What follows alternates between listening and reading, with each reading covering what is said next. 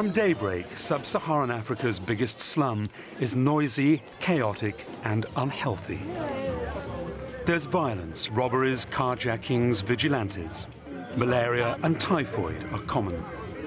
The death rate for under fives here is 3 times Nairobi's as a whole.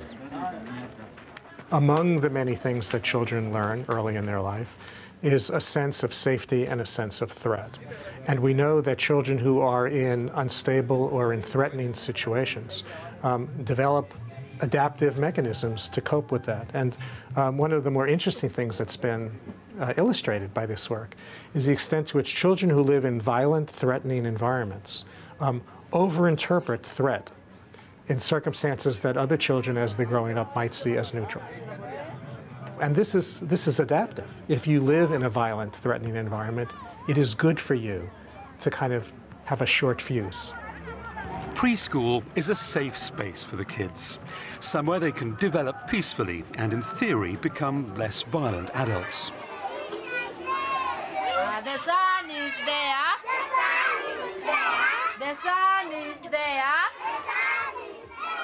But preschool isn't just about avoiding stress. It's also about stimulating young brains when they're developing most rapidly. I wash my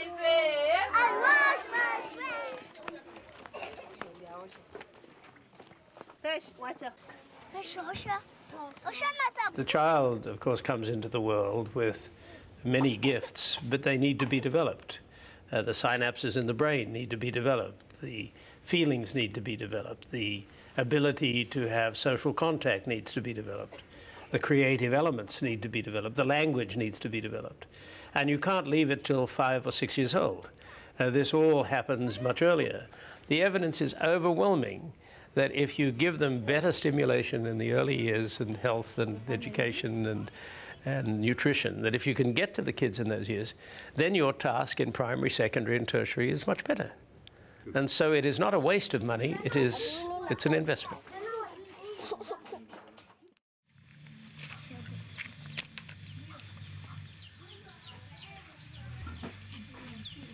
The economic argument for early child development has gained enormous strength, and of course it's very persuasive to governments because it's about how much money they might get back on their investment. And I'm not going to discount that as an argument, but it cannot be the basic argument. It cannot be the main argument. The main argument must be a human rights argument. Governments ignore the early years at their peril. It's a curious thing that most people recognise just what the importance of the early years are in everyday life with their own children, and spend huge amounts of attention trying to get it right during those precious years of the early years. But in policy terms, actually, the early years have always been neglected. And failing to look for effective ways of improving children's life prospects and their quality of life now, which is that human rights principle, is something that governments cannot ignore.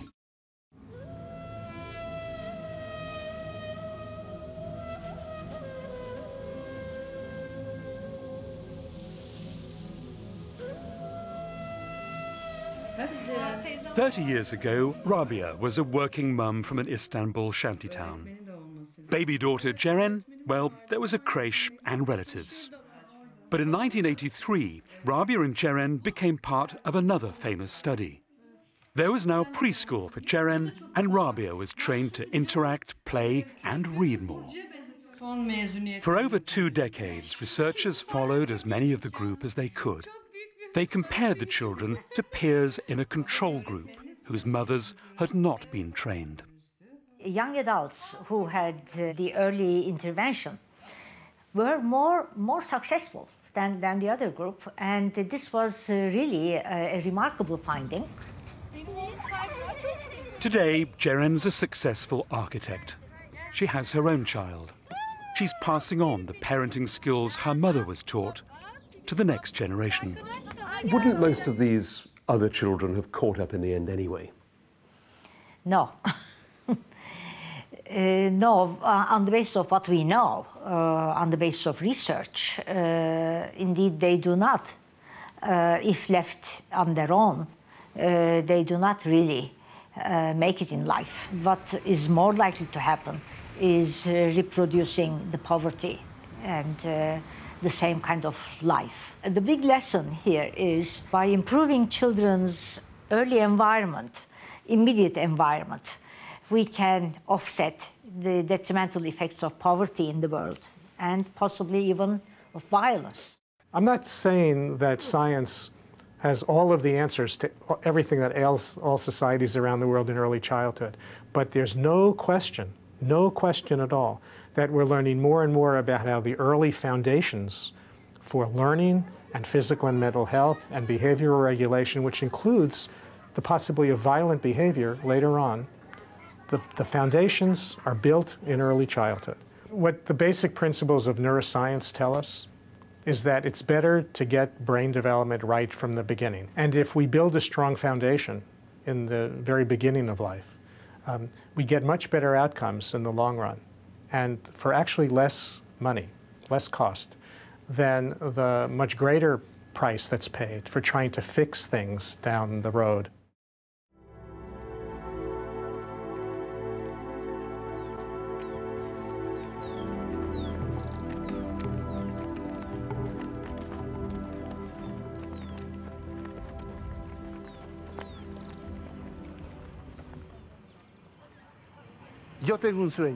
I have a dream. We know that poverty is a product of malnutrition, poor education, and poor stimulation. And from this, we believe that investment in education, health, and nutrition is important. And we believe in the early stimulation of our children. We are convinced we should work with children from the earliest age. And we're going to form a new society of children. We'll build a new generation of children. They'll be more successful and prosperous children, and they'll contribute effectively towards a peaceful future for our country.